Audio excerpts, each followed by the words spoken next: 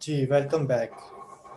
हमने frame buffer के बारे में जान लिया। फ्रेम बफर क्या है?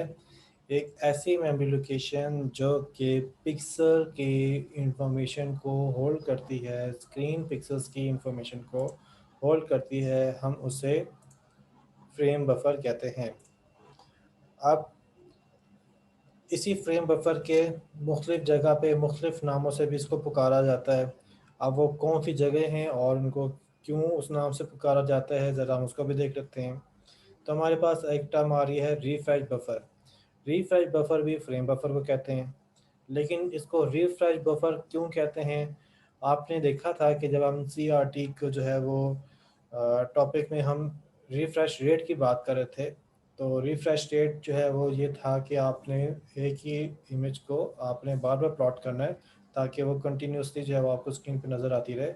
तो उसी की बेस पे, क्योंकि वो जो आपकी इंफॉर्मेशन है जो आप स्क्रीन पे बार बार प्लॉट कर रहे हैं, वो आपकी जो है वो किससे प्लॉट होगी, वो आपकी इस मेमोरी से, फ्रेम बफर से प्लॉट होगी। इसलिए आप इस मेमोरी को क्या कहते हैं? रिफ्रेश बफर भी कहते हैं। रिफ्रेश बफर क्यों कहते हैं? इसलिए कहते हैं क्योंकि इसी मेमोरी से आपने बार बार इंफॉर्मेशन लेके स्क्रीन के ऊपर प्लॉट करना है। बार बार स्क्रीन को रिफ्रेश आपने इसी मेमोरी का डेटा इंफॉर्मेशन को यूज़ करते हुए करना है। अब इसके बाद एक और टर्म है जैसे कि है कलर बफर। अब कलर बफर क्या होता है? कलर बफर जो है वो आपके फ्रेम बफर ही है। फ़र्क इतना है कि अब चूँकि हम उसको कह रहे हैं कि इसमें आपके पास पिक्सल की कलर इन्फॉर्मेशन होगी, इसलिए अब हम इस बफर को, इस मेमोरी को, इस फ्रेम बफर को कलर बफर कह रहे हैं। ठीक है? फ्रेम बफर क्या है? वो मेमोरी जो कि पिक्सल इन्फॉर्मेशन को होल्ड करती है। अब उसी मेमोरी को जब हम फ़ोकस करते हैं रिफ्रेश करने के लिहाज़ से, तो उसको रिफ्रेश बफर कहते हैं, और इसी मेमोरी को हम जब कहते हैं कि इसमें कलर इन्फॉर्मेशन होगी, तो हम उसको कलर बफर कहते हैं। फिर इसी तरीके से कलर में भी हम उसको थोड़ा-सा रिस्ट्रिक्ट कर लेते हैं कि भई, अगर आप एक पिक्सल को रिप्रेज़ेंट करने के लिए 1 बिट का इस्तेमाल कर रहे हैं, 1 बिट पर पिक्सल यूज़ हो रहा है, तो फिर उस वक़्त में जो ये फ्रेम बफर होगा, इसको हम क्या बोलेंगे? बिटमैप बोलेंगे। जब इसी फ्रेम बफर में आप एक पिक जो है, वो एक पिक्सल को रिप्रेज़ेंट करने के लिए यूज़ करेंगे, तो फिर आप इस वाली मेमोरी को, जो कि फ्रेम बफर है, इसका जो नाम रखा जाएगा, कहा जाएगा, वो होगा बिटमैप। अब इसी के रेसिप्रोकल में आप देख लें, या इसी के कॉम्प्लीमेंट में आप देख लें कि आप अगर इसी मेमोरी के अंदर आप एक बिट नहीं इस्तेमाल करते, बल्कि क्या करते हैं, मल्टीपल बिट इस्तेमाल करते हैं एक पिक्सल को रिप्रेजेंट करने के लिए, तो फिर अब आप इस मेमोरी को क्या बोलेंगे? इस मेमोरी को आप बोलेंगे पिक्स मैप। पिक्स मैप कब बोला जाता है? जब आपके पास फ्रेम बफर के अंदर मल्टी बिट्स जो हैं वो यूज़ होंगी सिंगल पिक्सल को रिप्रेजेंट करने के लिए, तो फिर आप कहेंगे कि जी भाई, ये अब आपके पास जो मेमोरी है, ये आपकी वो कलर इन्फॉर्मेशन होगी जिसको हम कहेंगे कि ये मेमोरी हमारी पिक्स मैप है, जो कि स्क्रीन के ऊपर कलर्ड आपकी इमेज जो है वो डिस्प्ले करवाएगी।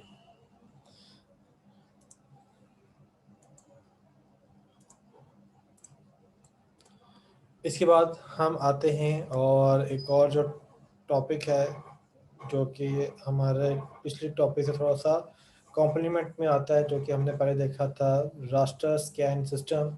उसके मुकाबले में हमारे पास आता है रैंडम स्कैन सिस्टम या रैंडम स्कैन डिस्प्ले। वो एक और आपके पास मैकेनिज़्म है, जिससे आप अपने स्क्रीन के ऊपर पॉइंट्स को प्लॉट कर सकते हैं। अब ये तरीक़ाकार कैसे है, ये कैसे जो है वो आपकी स्क्रीन के ऊपर पॉइंट्स को प्लॉट करता है?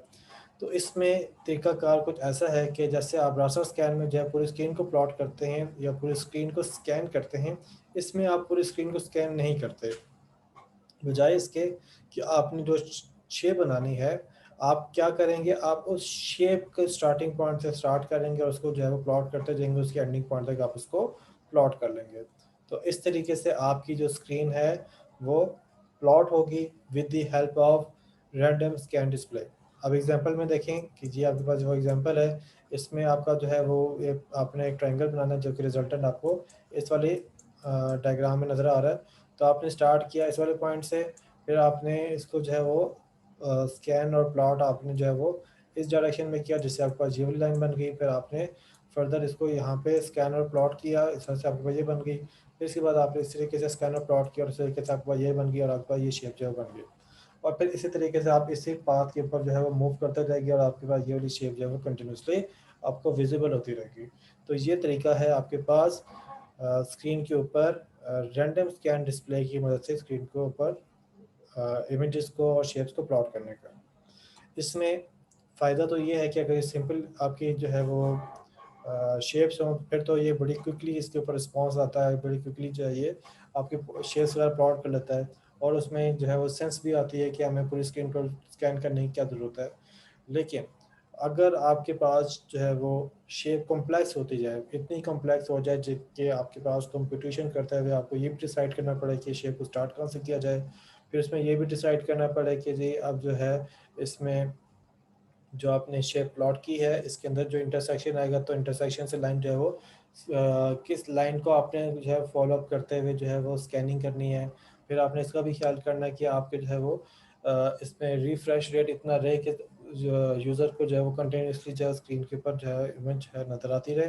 तो उस सूरत में जाके आपको पता चलेगा कि ये जो आपके पास रैंडम स्कैन डिस्प्ले है कॉम्प्लेक्स शेप के ऊपर, ये बहुत ज़्यादा उसको जो है स्कैनिंग रिक्वायर्ड होगी, बहुत ज़्यादा कंप्यूटेशन रिक्वायर्ड होगी और ये सूरत में जो है वो अच्छी तरीके से परफॉर्म नहीं करेगा। तो इस वजूहात की बेस पे जो जनरल पर्पस जो आपके प्रोडक्ट्स हैं जैसे अभी टीवी वगैरह मॉनिटर है उसके अंदर रैंडम स्कैन डिस्प्ले नहीं होता। हाँ, आपकी स्पेसिफिक जो है डिस्प्ले हैं जिनमें इसका इस्तेमाल होता है, जैसे रडार सिस्टम के अंदर आपके जो है वो बड़े फिक्स किस्म की आपके जो है वो शेप्स होती हैं, बड़ी सिंपल सी शेप्स होती हैं, तो उसके लिए जो है वो आपके पास जो है रैंडम स्कैन यूज़ हो रहा होता है। लेकिन आपके जो जनरल पर्पस आपकी मूवीज़, वीडियोज़ वगैरह के लिए, टीवी चैनल्स के लिए जो आपका डिस्प्ले है, उसके लिए आप रैंडम स्कैन डिस्प्ले का इस्तेमाल नहीं कर सकते। इसके बाद क्वेश्चन आया था कि कलर जो है वो हम कैसे इसमें क्रिएट करते हैं और हमारा कलर स्क्रीन कैसे प्लॉट होती है। तो उसके लिए आपके पास होता ये है कि अभी तक हमने जो चीज़ देखी उसमें हम सिंगल इलेक्ट्रॉन गन का इस्तेमाल कर रहे थे। अब जो है आपके कलर जनरेट करने के लिए हम 3 इलेक्ट्रॉन गन्स का इस्तेमाल करते हैं।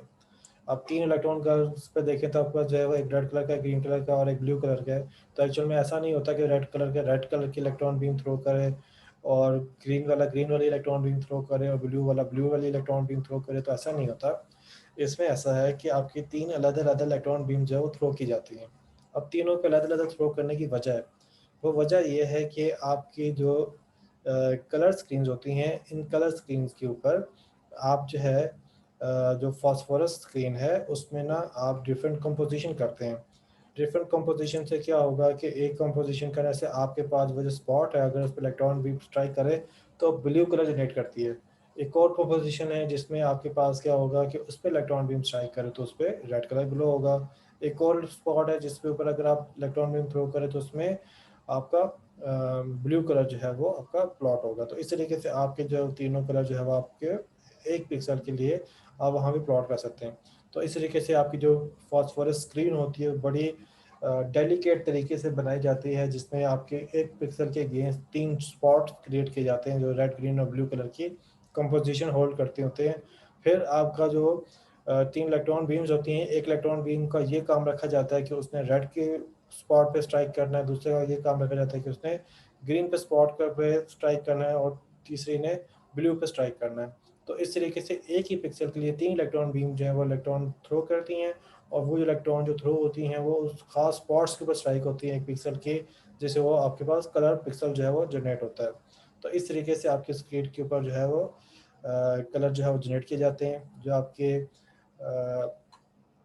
करंट मॉनिटर जो आपके यूज़ होते रहे हैं उनके अंदर 24 बिट की जो है वो कलर डेफिनेशन जो है वो क्रिएट की जाती रही, जिसमें आपके पास जो 24 है उसमें रेड, ग्रीन, ब्लू की सपोर्ट आपको अवेलेबल होती है।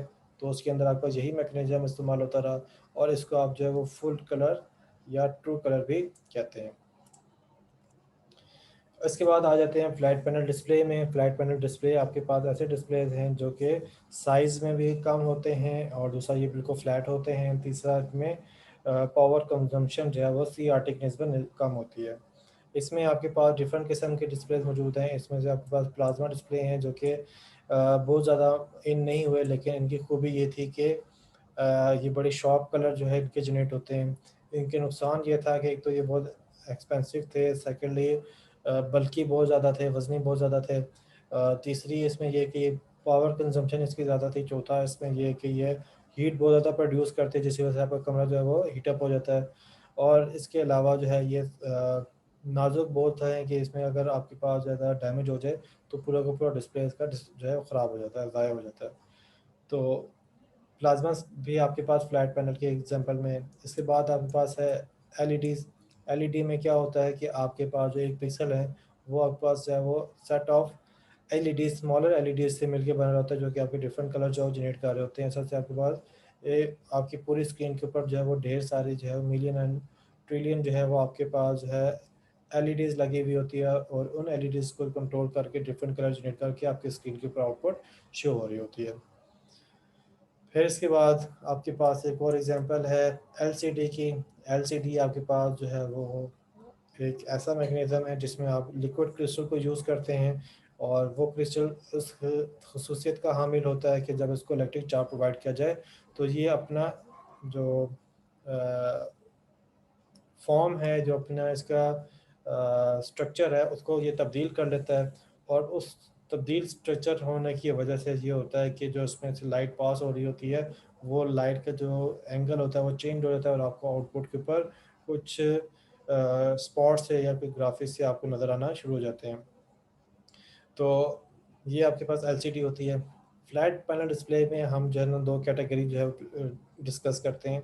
एक होती है आपके पास, या आप फ्लैट पैनल की बात करें जस्ट जनरल भी आप कह सकते हैं कि आपके पास जो है वो डिस्प्लेस की दो कैटेगरी थे। एक आपके पास होते हैं एमिसिव डिस्प्लेस, और दूसरे आपके पास होते हैं non emissive displace.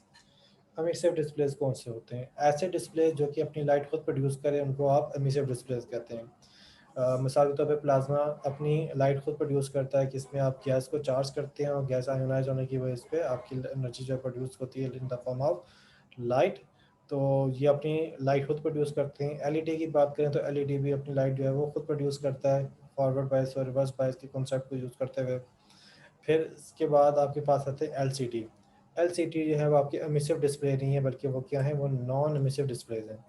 Non emissive displays में क्या होता है, उसमें ये होता है कि आप जो है वो खुद लाइट नहीं उसकी प्रोड्यूस कर रहे होते, या वो जो डिवाइस है वो अपनी लाइट खुद प्रोड्यूस नहीं कर रहा होता, बल्कि एक्सटर्नल लाइट सोर्स से जो है वो यूज़ करके उसके ऊपर रिफ्लेक्शन या रिफ्रैक्शन क्या, या दोनों कॉन्सेप्ट को यूज़ करते हुए डिस्प्ले क्रिएट करता है। तो आपके पास जो एलसीडी है वो एक्चुअल में खुद लाइट प्रोड्यूस नहीं कर रहा होता, ये जस्ट क्या करता है, लाइट के पाथ को जो है वो डाइवर्ट करता है। और लाइट के पाथ को डाइवर्ट करने से जो है वो आपके पास जो है वो आपकी स्क्रीन के ऊपर जो है वो कुछ ना कुछ जो है वो डिस्प्ले क्रिएट होना शुरू हो जाता है। तो इसे आप कहते हैं नॉन एमिसिव डिस्प्ले। तो नॉन एमिसिव डिस्प्ले की एग्जांपल है आपके पास एलसीडी। इसके बाद आ जाते हैं stereoscopic and virtual reality system. Stereoscopic क्या है? स्टीरियोस्कोपिक आपके पास एक ऐसा कॉन्सेप्ट है जिसमें हम 2D शेप्स को जब, या 2D स्क्रीन का हम जब व्यू करते हैं तो हमें लगता है कि भाई 3D है, एक्चुअली वो 3D नहीं होता, बल्कि हमें 3D का जो हॉलो है वो फील हो रहा होता है, या 3D का इल्यूजन उसमें नज़र आता है। मिसाल के तौर पे इस वक्त आपके सामने ये एक स्टीरियोस्कोपिक का कॉन्सेप्ट जो है वो शो किया गया है, जिसमें आपके पास एक ग्लास है, शीशा है, टेंटेड ग्लास है, और उस पर आपने एक फ्रंट टॉप पे एक मॉनिटर रखा, और एक मॉनिटर आपका जो है वो बॉटम में है। और दरमियान में जब आप उसको जो है वो एक ख़ास किस्म की इमेज प्रोवाइड करते हैं, तो आपको लगता है कि वो गोया कि आपका 3D बिल्डिंग आपके सामने जो है वो मौजूद है। एक्चुअल में 3D बिल्डिंग नहीं होती, वो आपके आई के ऊपर आने वाले प्रोजेक्शन का वो इफेक्ट होता है, जिससे आपको लगता है कि वो 3D ऑब्जेक्ट है, एक्चुअल में 3D ऑब्जेक्ट नहीं है। तो स्टीरियोस्कोपी का फ़ायदा ये होता है कि वो आपकी आइज़ की जो है वो जो डायरेक्शन और उस एंगल को जो है वो कंसीडर करते हुए आपको ऐसी ग्राफिक्स जो है वो शो की जा सकती हैं, जिससे आपको इल्यूजन होता है कि आप 3D व्यू में को रिप्रेजेंट कर रहे हैं। एक और एग्जांपल आपके पास यहाँ पे ये है, जिसमें आपको दो इमेजेस शो हो रही हैं, दोनों इमेजेस के एंगल जो है आपको डिफरेंट मिलेंगे। जब आप एक इमेज को एक आंख पे देखें, दूसरी इमेज को दूसरी आंख में देखें, तो उससे जो आपकी परसेप्शन होगी वो ऐसी होगी कि गोया आप जो है वो 3D व्यू जो है उसको व्यू कर रहे होंगे। आपकी जो वर्चुअल रियलिटी सिस्टम है, जो कि हमने बिल्कुल स्टार्ट में जो है वो एक हेडसेट को भी देखा था, तो हेडसेट भी जो है वो आपके पास जो है इसी तरीके का इल्यूजन क्रिएट कर रहा होता है, जिसमें जो है यूज़र को एक आँख पे एक तरह का व्यू आता है, दूसरी आँख पे दूसरे का व्यू आता है, और उसके अलावा एक वर्चुअल रियलिटी का जो है व्यू उसको शो हो रहा होता है, जिसका वो फील करता है कि गोया कि वो एक 3D स्पेस में मौजूद है। एक्चुअली 3D स्पेस को नहीं व्यू कर रहा होता, वो एक 2D इमेजेस को ही व्यू कर रहा होता है। इसके बाद हमारे पास आ जाता है hard copy devices. Hard copy devices का मतलब ये है कि हम अपने ग्राफिक्स की, हम अपने डिस्प्लेस की इंफॉर्मेशन को जो है in the form of print जो है वो गेट कर लें, और उसको गेट करने के लिए आप जो है वो प्लॉटर का और प्रिंटर का इस्तेमाल करते होते हैं। जी मुजम्मिल। सर आपकी आवाज बिल्कुल नहीं आ रही सर, बिल्कुल लो आ रही है। अच्छा, तो मुझे पहले बता देते यार जब आवाज़ कम हो गई थी, मैं थोड़ा सा करीब हो जाता है इसके। चलें, और तो कोई क्वेश्चन नहीं है। अगर किसी का क्वेश्चन हो तो हैंड रेज करके क्वेश्चन पूछ सकते हैं।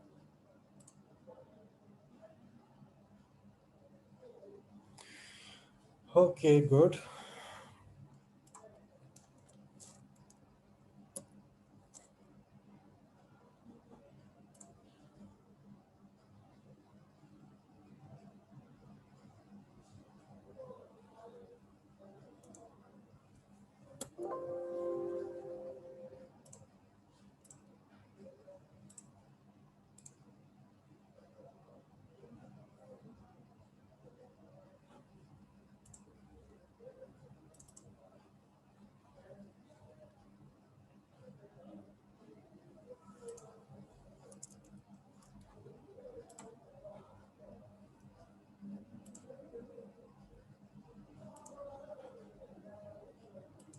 जी जीशान।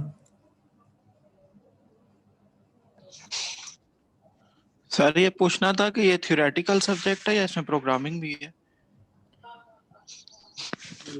बड़ा अच्छा पूछा आपने। जी इसमें प्रोग्रामिंग भी है, और जो भी मैं आपके सामने लाइन ड्राइंग एल्गोरिदम को डिस्कस करने वाला हूँ, तो उसमें हम जो है वो उस मेथड को देखेंगे जो कि आपको लाइन ड्रा करने में आपको हेल्प करेगा। ठीक है। Okay sir. Yes sir.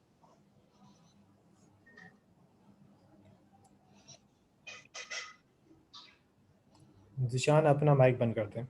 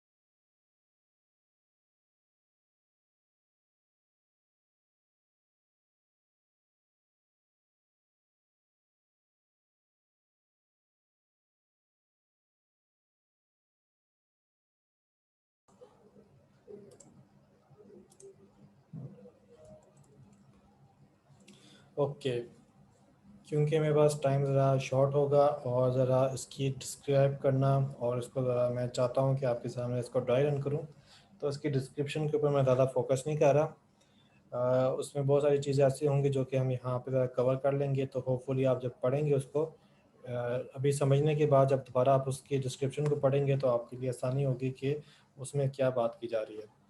अच्छा, अब ज़रा मैं यहाँ पे कुछ चीज़ें डिस्कस करना चाह रहा हूँ, क्योंकि हमने अब लाइन एल्गोरिदम स्टार्ट करने हैं, और इसमें जो सबसे पहला एल्गोरिदम है वो हम जो डिस्कस करने लगे हैं वो हमारे पास है डीडीए लाइन। डीडीए लाइन क्या होता है या डीडीए क्या होता है? ये होता है digital differential analyser. Digital digital का मतलब ये होगा कि आप दो वैल्यूज़ के दरमियान में जो है वो एक कंपैरेटर्स आप उसको जो है फाइंड आउट करेंगे, फिर है इसमें डिफरेंशियल, आप उनमें डिफरेंस निकालेंगे दो वैल्यू में जो डिजिटल वैल्यू है, और उसके बाद एनालाइजर का लफ्ज़ यूज़ हो रहा है, तो उसका मतलब है कि आप उसमें एनालाइज करके उसकी बेस पे कुछ ना कुछ डिसीजन लेंगे और उससे आपके पास जो है वो शेप बन रही होगी। ये इसका एक मैकेनिज्म है जिसको ये DDA कहते हैं, डिजिटल डिफरेंशियल एनालाइजर एल्गोरिथम कहते हैं। तो इसको डिस्कस करने से पहले ज़रा कुछ चीज़ें बेसिक ज़रा हम डिस्कस कर लें कि हमने अब लाइन की बात करनी है। तो लाइन को यूज़ करने के लिए ज़रा हम देखते हैं कि हमारे पास इक्वेशन ऑफ लाइन क्या होती है। तो मैं इस वक्त आपके सामने इक्वेशन ऑफ लाइन में लाइन इंटरसेप्ट फॉर्म लिख रहा हूँ। इक्वेशन ऑफ लाइन जो है वो 2-3 तरह की हैं, तो उसमें से जो मैं भी आपके सामने लिख रहा हूँ वो कौन सी है, आपकी पॉइंट इंटरसेप्ट जो है वो फॉर्म जो है आपकी जो है वो अभी शो हो रही है, सॉरी स्लोप इंटरसेप्ट फॉर्म आपकी यहाँ पे शो हो रही है। अब ये हो कि आपके पास y is equal to mx plus c। अब ये जो आपके पास इक्वेशन लिखी है ये लाइन इक्वेशन है। अब इसमें जो आपके पास जो डिफरेंट वैल्यूज़ आपको या यूनिट्स शो हो रहे हैं, आपको वेरिएबल शो हो रहे हैं, ये क्या है ज़रा हम इनको डिस्कस करते हैं। तो ये आपके पास है जी y क्या होता है, ये y आपके लाइन में मौजूद किसी भी पॉइंट की y वैल्यू को रिप्रेजेंट करता है। मिसाल के तौर पे आपको ये एक लाइन है, इस लाइन में आपने ये पॉइंट सेलेक्ट किया, इस पॉइंट के लिए जो आपके पास जो है वो y होगा वो आप किससे रिप्रेजेंट करेंगे, वो इक्वेशन के अंदर ये y रिप्रेजेंट कर रहा होगा। इसी तरीके से जो ये वाला x है वो भी क्या है, वो भी आपके इस लाइन के किसी भी पॉइंट की x वैल्यू जब आपके पास यहाँ पे x से जो है वो पॉइंट आउट हो रही होगी। तो नॉर्मली जब आपने एक लाइन प्लॉट करनी होती है तो आपको स्लोप पता होती है, m पता होता है, x पता होता है, c पता होता है, और आप y फाइंड आउट करते हैं और x और c से आप जो है वो लाइन को प्लॉट करते जाते हैं। तो इसके बाद ये जो आपके पास है m, ये आपके पास है स्लोप। स्लोप कहते हैं कि लाइन जो है वो कितनी इंक्लाइन हो रही है, कितनी जो है वो ऊपर की तरफ जा रही है, कितनी जो है वो नीचे की तरफ जा रही है, कितनी जो है वो x एक्सिस में बढ़ रही है, कितनी y एक्सिस में बढ़ रही है। तो ये आपके पास स्लोप कहलाती है। तो इसके अलावा ये आपके पास है यहाँ पे, ये आपके पास है यहाँ पे y इंटरसेप्ट। y इंटरसेप्ट क्या होता है, y इंटरसेप्ट जो है वो आपकी लाइन के बारे में बताता है कि वो ओरिजिन से कितनी ऊपर है या नीचे है। मिसाल के तौर पे ये आपके पास जो है वो XY कोऑर्डिनेट्स है, और इसमें अगर एक लाइन की बात करें तो एक लाइन अगर ये जा रही है तो ये लाइन, इस लाइन का जो y इंटरसेप्ट होगा वो क्या होगा, वो होगा 0। इसका मतलब ये कि लाइन जो है वो आपके ओरिजिन में से पास हो रही है। अगर इसी की पैरेलल लाइन लो और लेकिन वो इधर से गुजर रही है, तो लेट्स से ये आपके पास यहाँ से गुजर रही है, तो उसकी जो आपके पास y इंटरसेप्ट फॉर्म होगी वो क्या होगी 1। तो ये आपको बताएगी कि लाइन जो है वो ओरिजिन से 1 यूनिट जो है वो ऊपर से जा रही है। तो y इंटरसेप्ट एक्चुअल में है क्या, y इंटरसेप्ट एक्चुअल में ये है कि ये बताता है कि आपकी जो लाइन है वो y एक्सिस को किस वैल्यू पे इंटरसेक्ट करेगी, जिस वैल्यू पे इंटरसेक्ट करेगी ये उसकी y इंटरसेप्ट जो है वो कहलाएगा। तो ये आपके पास होगी आपकी इक्वेशन ऑफ लाइन की चीज़ें, किसमें क्या क्या चीज़ें होती हैं और उनका क्या मकसद होता है। अब इसके बाद ज़रा मैं थोड़ा सा स्लोप पे आ जाता हूँ, स्लोप क्या होती है। तो स्लोप के लिए हमारे पास जो फार्मूला होता है m equals to y2 minus y1 over x2 minus x1। ये हमारे पास जो है वो फार्मूला है जो कि क्या बताता है कि आपकी लाइन की स्लोप क्या है। तो ये एक्चुअल में अगर आप देखिए तो उसको मैं ऐसे लिख सकता हूँ कि ये देखिए y2 माइनस y1 का मतलब है कि y में चेंज कितना है। तो y को चेंज को मैं यहाँ पर लिखता हूँ जी dy, और x2 माइनस x1 क्या है कि x में चेंज कितना है, तो x के चेंज को मैं यहाँ पर लिखता हूँ dx। तो हम अपनी स्लोप को जो है वो dy और dx से भी रिप्रेजेंट कर सकते हैं। इसी तरीके से जो dy होता है ये क्या बताता है कि आपकी लाइन जो है वो कितनी राइज कर रही है। जितनी ये आपके पास dy ज़्यादा होगा लाइन उतनी जो है वो राइज करेगी, इतनी ऊपर की तरफ जाएगी। ठीक है।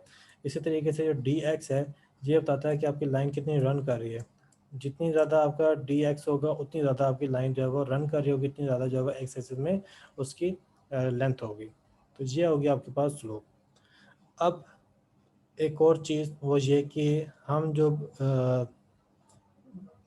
लाइन के बारे में बात करते हैं और लाइन का हम जिक्र करते हैं प्रोग्रामिंग कॉन्सेप्ट में, तो उसका मतलब ये होता है कि जो हम मैथमेटिकली जिसे लाइन सेगमेंट कहते हैं उससे हम यहाँ पे क्या कह रहे हैं, लाइन कह रहे हैं। लाइन सेगमेंट उस लाइन को कहते हैं जिसके दो एंड पॉइंट्स होते हैं कि एक लाइन जो है वो एक पॉइंट से स्टार्ट होती है दूसरे पॉइंट पे एंड होती है। तो इस तरीके से इसके दो पॉइंट्स होते हैं P1 और P2। जबकि जो मैथमेटिकली आपको जो लाइन होती है वो एक्चुअल में कंटिन्यूस लाइन होती है जिसमें दोनों साइडों के ऊपर रेज जो है वो पास हो रही होती है।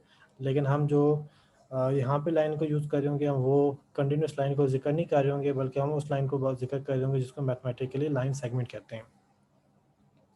अब जब आपने लाइन सेगमेंट बनानी है तो उसके लिए आपको क्या रिक्वायर्ड है, आप क्या इन्फॉर्मेशन लेंगे और उसकी बेस पे आप लाइन प्लॉट करेंगे। तो यूज़र की तरफ से जो आपकी इन्फॉर्मेशन आएगी वो ये है कि आपको यूज़र कहेगा भाई ये वाला पहला पॉइंट है, ये दूसरा पॉइंट है। अब इसको यूज़ करते हुए आपने क्या करना है, आपने लाइन को प्लॉट करना है। तो एक लाइन को प्लॉट करने के लिए आपको जो है वो कम से कम जो है वो दो पॉइंट चाहिए होंगे। तो अभी अगर आप देखें जो हमारे पास ये मेथड है, इस मेथड में एक तो इसकी रिटर्न टाइप वाइड है, इसका मतलब ये कि हम कुछ चीज़ रिटर्न नहीं कर रहे। और सेकंड अगर आप इसके आर्गूमेंट देखें तो इसमें हम जो है वो दो पॉइंट की वैल्यू जो है वो पास करना चाह रहे हैं। तो पहले पॉइंट की वैल्यू जो है वो ये आ रही है और दूसरे पॉइंट की वैल्यू आपके पास ये आ रही है। अब जो पहले पॉइंट की जो वैल्यू है वो x1 y1 कैसे है कि आपके पास एक पॉइंट है उसके अंदर आपको दो कंपोनेंट होंगे x और y। तो जो पहला पॉइंट होगा उसके पॉइंट की जो हम यहाँ पे नोटेट कर रहे हैं वो x1 और y1 से करें जो कि इसके दो कंपोनेंट्स हैं। इसी तरीके से दूसरा पॉइंट है उसके भी x और y हैं तो उसको हम x2 और y2 से रिप्रेजेंट कर रहे हैं। इसके अलावा जब जावा में हम काम करते हैं तो जावा में काम करने के लिए जब हमने पैनल के ऊपर कोई चीज़ प्लॉट करनी है, हमने फ्रेम के ऊपर कोई चीज़ प्लॉट करनी है तो हमें ग्राफिक्स क्लास का ऑब्जेक्ट चाहिए होता है। तो हम यहाँ पे ग्राफिक्स क्लास का ऑब्जेक्ट जो है पास करें जिसको हम यूज़ करके हम पॉइंट्स को प्लॉट करेंगे। अब इसके बाद अगर आप देखें तो इस एल्गोरिथम में क्या हो रहा है, तो सबसे पहला काम ये हो रहा है कि हम जो है वो रन और राइज फाइंड कर रहे हैं। तो कोई डिफ़िकल्ट काम नहीं है, डी एक्स निकाला x2 minus x1, D Y निकाला y2 माइनस y1। इसके बाद ये जो आपके पास एक वेरिएबल है स्टेप्स, ये क्या होगा, ये आपके जो वेरिएबल है ये इन्फॉर्मेशन ये रखेगा कि आपके टोटल नंबर ऑफ पॉइंट्स जो कि आपको दो पॉइंट्स के दरमियान में प्लॉट करने हैं तो वो कितने होंगे, वो इन्फॉर्मेशन आप स्टेप्स वाले वेरिएबल में रखेंगे। तो जस्ट इसका नाम मैंने स्टेप्स रखा हुआ है जो कि मेरे स्टेप बाय स्टेप लूप की एक्टिविटी को जो है वो भी डिफाइन कर रहा है। अदरवाइज आप इस वेरिएबल का नाम जो है कुछ भी रख सकते हैं, प्रेफरेबल जो है वो यहाँ पे मैंने यहाँ पे स्टेप यूज़ किया हुआ है। अच्छा, अब इसके बाद अगर आप फर्दर आगे चलें तो इसमें आप देखेंगे कि हमने यहाँ पे एक कंडीशन लगाई। कंडीशन क्या है, कंडीशन ये है कि हम डी एक्स को कंपेयर कर रहे हैं डी वाई के साथ, डी एक्स को कंपेयर कर रहे हैं डी वाई के साथ। डी एक्स को डी वाई के साथ कंपेयर करने का क्या मकसद है, इसका मकसद ये है कि हम यहाँ पे देखना चाहते हैं कि कौन सी वैल्यू बड़ी है, डी एक्स की वैल्यू बड़ी है या डी वाई की वैल्यू बड़ी है। जौन सी वैल्यू बड़ी होगी हम उतने स्टेप्स जो है वो लाजमी या उतने हमें पॉइंट्स जो है वो लाजमी प्लॉट करने हैं। जौन सी वैल्यू बड़ी होगी उतने पॉइंट्स जो है हमें लाजमी प्लॉट करने हैं। और उसको हम यहाँ पे कैसे फाइंड आउट करेंगे, हम कंपैरिजन करेंगे, जौन सी वैल्यू बड़ी होगी हम उतने पॉइंट्स की इंफॉर्मेशन या उतने उसकी इंफॉर्मेशन लेंगे और उसको स्टेप को प्रोवाइड कर देंगे। जैसे कि अभी आप देख सकते हैं कि यहाँ पे डी एक्स अगर ग्रेटर होता है डी वाई से तो ये वाली स्टेटमेंट आपकी एग्जीक्यूट होगी। और इस स्टेटमेंट में हम क्या कर रहे हैं, हम डी एक्स की वैल्यू को जो है वो असाइन कर रहे हैं स्टेप्स को, ठीक है। और इसी तरीके से अगर ये कंडीशन फॉल्स होती है तो फिर हम क्या कर रहे हैं, हम डी वाई की वैल्यू को असाइन कर रहे हैं स्टेप्स को। तो ये हमारे पास जो है ये लॉजिक है इसकी कि हमें अगर total number of points find out करने हैं तो देखिए भाई आपके पास डी एक्स और डी वाई में से कौन सी वैल्यू ग्रेटर है। जो सी वैल्यू ग्रेटर है उस वैल्यू का हम जो क्या कर लेंगे, हम उसको कह देंगे भाई हमें इतने पॉइंट जो है प्लॉट करने हैं। अब ये तो हमें पता चल गया कि इतने पॉइंट हमें प्लॉट करते हैं, लेकिन अब हमें पॉइंट प्लॉट कहाँ करने हैं। फॉर एग्जांपल आपको पहला पॉइंट ये पता चल गया, दूसरा पॉइंट आपको ये पता चल गया, अब आपको ये पता चल गया भाई इसके दरमियान में लेट से आपको 10 पॉइंट प्लॉट करने हैं। अब 10 पॉइंट कहाँ प्लॉट करने हैं, क्या आपने इधर प्लॉट करना है, इधर प्लॉट करना है, इधर प्लॉट करना है, इधर प्लॉट करना है। तो कैसे प्लॉट किया जाए कि वो आपके पास क्या हो, आपके पास जो है वो कनेक्टेड लाइन इस तरह से बन जाए और आपके पास कनेक्टेड पॉइंट आप जो है वो प्लॉट करें और आपके पास एक लाइन बन जाए। तो अब इसको करने के लिए आप क्या करेंगे, आपको ये चाहिए कि आपका पहला पॉइंट अगर आपको पता हो तो उसमें आप कुछ ऐसी इन्फॉर्मेशन डालें कि आपको दूसरा पॉइंट आपको मिल जाए जो कि कनेक्टेड पॉइंट होगा और वो आपके दूसरे पॉइंट की तरफ जो है उसकी डायरेक्शन में मूव कर रहा होगा, दूसरी डायरेक्शन पे होगा, ठीक है, यानी दूसरे पॉइंट के करीब जा रहा होगा। अब ये काम करने के लिए हमें क्या करना है, हमें ये पता है कि भाई आपके जो है वो जो डी एक्स है वो आपके पास एक्स का टोटल चेंज है, और वाई जो है डी वाई जो है आपका वाई का टोटल चेंज है। तो हम ये करेंगे भाई 10 पॉइंट्स है ना, तो 10 पॉइंट्स जो हैं या 10 आपके जो है वो पॉइंट प्लॉट करने हैं आपने। तो आप डी एक्स में से देखो भाई, इसको अगर 10 से डिवाइड करो तो आपके पास एक पॉइंट से दूसरे पॉइंट तक का जो चेंज है एक्स का वो मिल जाएगा, क्योंकि टोटल चेंज है उसमें से अगर आपने इतने पॉइंट जो है वो निकालने हैं तो एक स्मॉलर चेंज आपको यहाँ से मिल जाएगा। इसी तरीके से आप डी वाई को भी जो है वो 10 से डिवाइड करो तो आपके पास क्या आ जाएगा, आपके पास वाई के दरमियान में वाई का एक जो है वो स्मॉलर चेंज आपको मिल जाएगा। और वो चेंज आपके पास क्या करा रहा है, जो एक्स का चेंज है वो आपके पास एक्स इंक्रीमेंट करा रहा है या एक्स इंक करा रहा है, और जो वाई का जो चेंज है वो आपके पास वाई इंक करा रहा है। फिर उसके बाद नेक्स्ट हमने यहाँ पे ये किया कि हमने एक वेरिएबल बनाया, बल्कि दो वेरिएबल बनाए, एक आपका एक्स है, दूसरा हमारे पास वाई है। एक्स में हमने x1 की वैल्यू पुट की, देखिए ये फ्लोट टाइप का है, तो x1 आपके पास इंटीजर टाइप का, जब उसकी वैल्यू x को मिलेगी तो वो फ्लोट टाइप की हो जाएगी। y1 आपके इंटीजर है, उसकी जो है वो जब y को वैल्यू मिलेगी तो वो फ्लोट टाइप की हो जाएगी। फिर हमारे पास है जी डॉट ड्रॉ स्ट्रिंग, ये वो मेथड है जो कि हमें ग्राफिक्स के ऑब्जेक्ट जी से हमें मिल रहा है, जो कि एक स्ट्रिंग प्लॉट करता है। अब ये स्ट्रिंग जो है वो कैसे प्लॉट होगी, तो या इसके आर्गुमेंट जो है वो कैसे होंगे या उसका क्या मतलब है, तो इसमें 3 आर्गुमेंट है। एक तो आपने स्ट्रिंग बतानी है जिसको आपने प्लॉट करना है, इसके अलावा आपने पोजीशन बतानी है एक्स की और वाई की जिस पे जाके आप ये प्लॉट करवाना चाहते हैं। मिसाल के तौर पे ये आपके पास एक स्क्रीन है, और इस स्क्रीन पे आपने जो है जी लिखना है एक्स वाई जी, ठीक है। ये आपके पास एक स्ट्रिंग है जो कि आपने क्या करनी है, इस पे लिखनी है। अब इसको लिखने के लिए आप क्या करेंगे, इसको लिखने के लिए आप बताएंगे भाई ये मैंने लिखनी तो है लेकिन किस लोकेशन पे लिखूँ, जी लिखूँगा मैं 50 एक्स में, यानी कि एक्स की जो आपकी जो पोजीशन होगी 50 होगी, और वाई की जो है वो होगी जी आपके पास लेट्स से 100। तो 50 लेट्स से हम कहते हैं ये है आपकी स्क्रीन का, और 100 जो है वो ये है। तो अब आपके पास जो जीरो और ड्रॉ स्ट्रिंग का वो क्या करेगा, वो इस लोकेशन पे आके आपके एक्स वाई जी जो है वो आपको लिख के देगा। इसी तरीके से ये आपके पास जीरो और ड्रॉ स्ट्रिंग का काम है। लेकिन हमने यहाँ पे क्या पास किया, अपने डॉट पास किया, तो डॉट पास करने का मतलब ये है कि इस लोकेशन पे आके ये क्या करेगा, एक डॉट को प्लॉट कर देगा। तो इस तरह से हम डॉट को प्लॉट करने के लिए, एक पिक्सल को रिप्रेजेंट करने के लिए हम डॉट प्लॉट कर रहे हैं, तो उसके लिए हम यूज़ कर रहे हैं जी डॉट ड्रॉ स्ट्रिंग। ओके, अब फर्दर इसमें नेक्स्ट ये है कि हमने लूप में आगे, लूप में हमने क्या किया है, लूप हमने स्टार्ट किया है 1 से, क्योंकि एक पॉइंट आपको प्लॉट हो गया, इसे 0 से स्टार्ट नहीं किया, 1 से स्टार्ट किया है। और कब तक हमारा लूप चलेगा, जब तक आपके स्टेप्स की वैल्यू जो है वो आपकी स्मॉलर नहीं हो जाती के से। अच्छा, अब इसमें हम क्या करते हैं, एक पॉइंट तो प्लॉट हो गया है जी डॉट ड्रॉस्टिंग करने से, अगला पॉइंट प्लॉट करना है तो उसके लिए पहले आप क्या करेंगे, आप उसमें इंक्रीमेंट करेंगे। तो आपने एक्स में इंक्रीमेंट किया, एक्स इंक से वाई इंक्रीमेंट किया आपने वाई से, फिर आपको जो एक्स और वाई की वैल्यू आ गई आपने उसको जी डॉट ड्रॉस्टिंग में पास करके आपने उस पॉइंट को प्लॉट कर लिया। तो ये आपके पास है आपका D D A line algorithm का मैकेनिज़्म, जिससे आपके पास जो है वो लाइन प्लॉट होती है। अब ज़रा हम इसको टेस्ट करते हैं कि लेट्स से मेरे पास एक पॉइंट है, पॉइंट मेरे पास है जी 0 0, और दूसरा पॉइंट है मेरे पास वो है जी मेरे पास यहाँ पे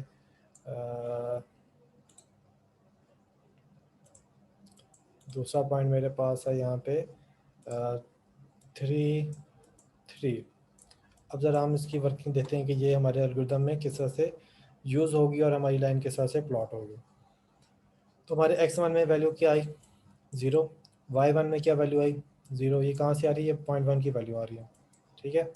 इसी तरीके से x2 की वैल्यू हमारे पास क्या आएगी, 3, y2 की वैल्यू क्या आएगी, 3।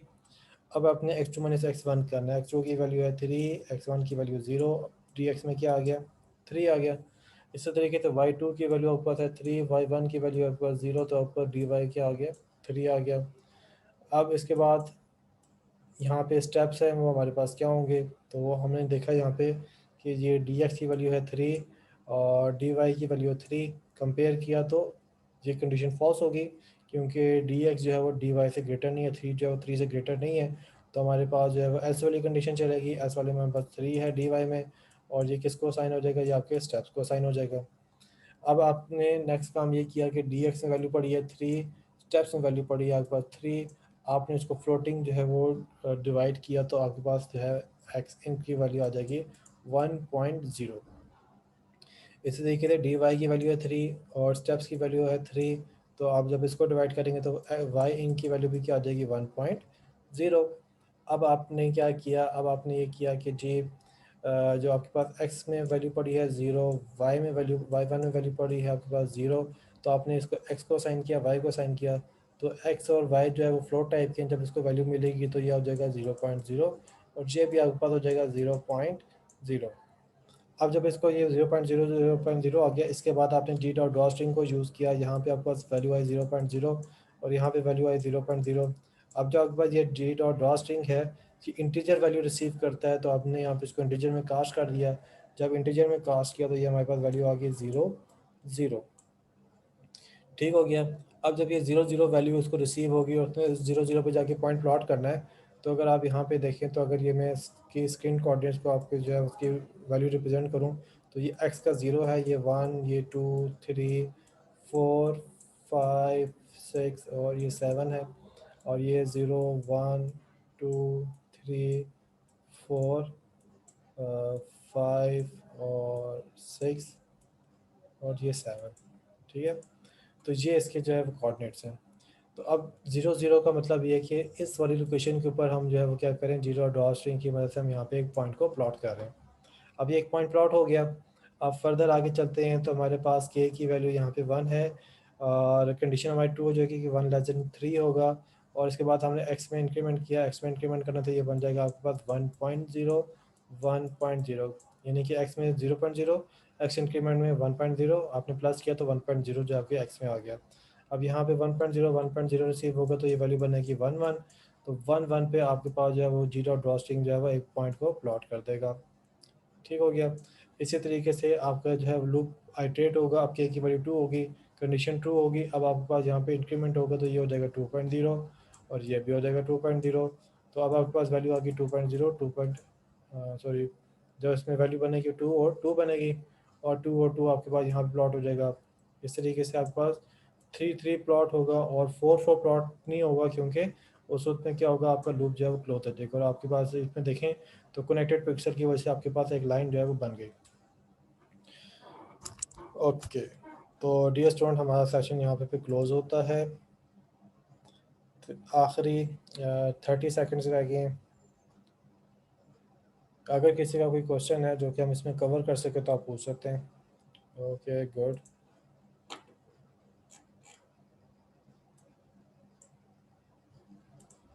क्वेश्चन पूछ लें अज़द,